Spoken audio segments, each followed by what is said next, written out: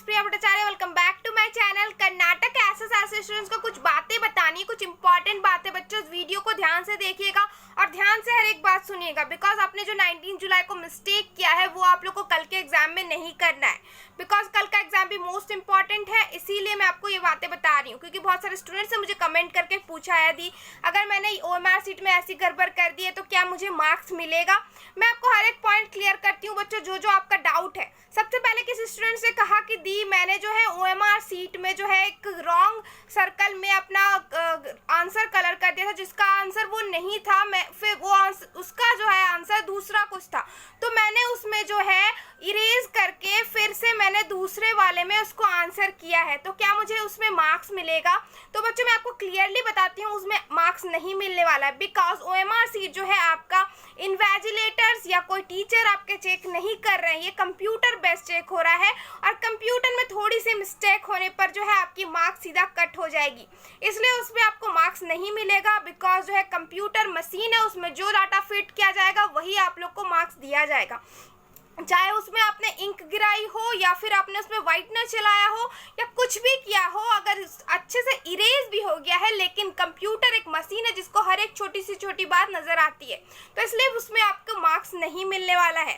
तो और एक बात थी कि स्टूडेंट्स ने कहा, किसी ने कहा कि दी मेरा जो है मैंने सही आंसर लगाया था, लेकिन इंक जो है थोड़ा सा फैलने की वजह से मेरे दूसरे डब्बे में भी सर्कल हो गया था। तो बच्चों उसमें भी आपको मार्क्स नहीं मिलेगा, उसका भी मार्क्स आप लोग का कट हो जाएगा।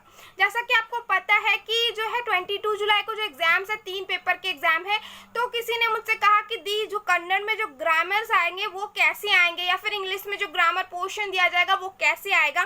तो मैं आपको बताऊं स्टूडेंट्स की क्वेश्चन जो है इजी है आएगा, बिकॉज मॉडल पेपर में जिस तरह के क्वेश्चन है एवरेज क्वेश्चन उसी टाइप का आता है। आपने जो है ऑब्जर्व किया होगा साइंस वाले एग्जाम्स में, तो उसी टाइप के क्वेश्चंस आपके पूछे जाएंगे, इजी ही क्वेश्चन आएंगे। घबराने की बिल्कुल जरूरत नहीं है, पैनिक मत कीजिए, बिकॉज एग्जाम जो है कल ही है।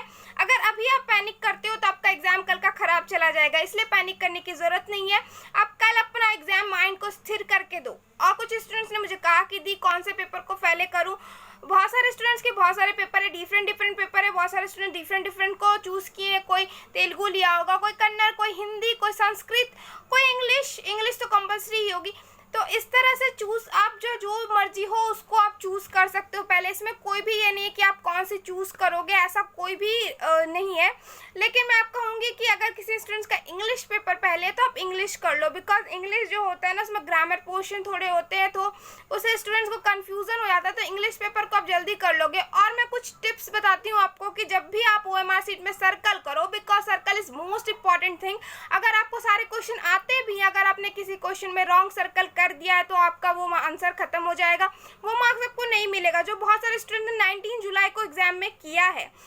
इसलिए मैं कहूँगी कि जब भी आप आंसर करो, आपको जो रफ पेज दिया जाएगा, क्वेश्चन के पीछे आपको 3 पेज जो रफ दिया जाता है, उसमें आप सबसे पहले एक नंबर का आंसर लिख लो। ठीक है, आप जैसे ही आंसर सॉल्व करो, पहले आंसर को सॉल्व करो, 1 नंबर डैश दे करके जो भी उसका ऑप्शन है, A हो, B हो, C हो, उसको आप लिख लो। सारे क्वेश्चंस को लिख लो, 40 के 40 क्वेश्चंस को लिख लो।